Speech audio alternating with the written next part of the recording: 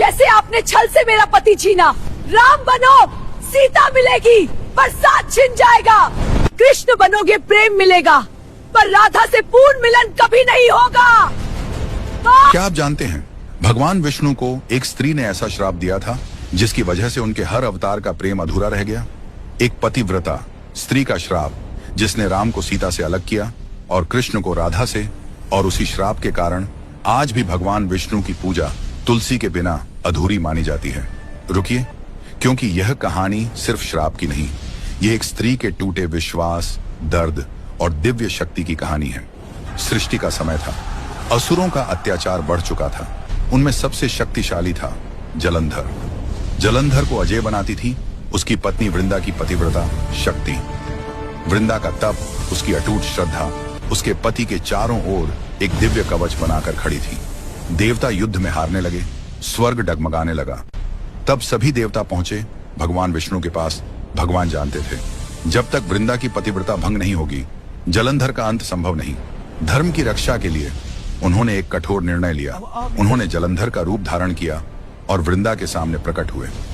वृंदा ने अपने पति को सामने देखा और उसी क्षण उसका तप टूट गया।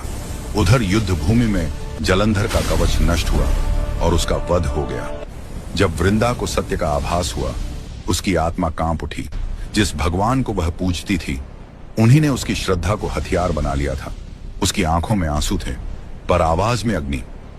वह बोली, जैसे आपने छल से मेरा पति छीना वैसे ही आपका हर अवतार अधूरा रहेगा। राम बनोगे सीता मिलेगी पर साथ छिन जाएगा। कृष्ण बनोगे प्रेम मिलेगा पर राधा से पूर्ण मिलन कभी नहीं होगा। क्षण भर को सृष्टि थम गई। भगवान विष्णु जिनके सामने ब्रह्मांड नतमस्तक होता है आज स्वयं झुक गए। हाथ जोड़कर बोले, माता तुम्हारा श्राप मेरे लिए दंड नहीं तपस्या है, क्योंकि भक्ति से बढ़कर मेरे लिए कुछ भी नहीं। वृंदा का हृदय टूट चुका था, उसने अपने शरीर का त्याग कर दिया। उस देह से निकला दिव्य प्रकाश और उस प्रकाश से जन्म हुआ तुलसी। तुलसी जो केवल एक पौधा नहीं, एक स्त्री की आस्था, पीड़ा और सत्य का प्रतीक है। भगवान विष्णु ने वचन दिया, जहां जहां मेरी पूजा होगी वहां तुम्हारा स्थान सबसे ऊंचा होगा। तुम्हारे बिना मेरी आराधना अधूरी रहेगी। इसीलिए आज भी भगवान विष्णु की पूजा तुलसी के बिना पूर्ण नहीं मानी जाती। और शायद इसीलिए उनके हर अवतार में प्रेम तो मिला पर पूर्ण मिलन नहीं। तो कमेंट में लिखिए, जय मां तुलसी।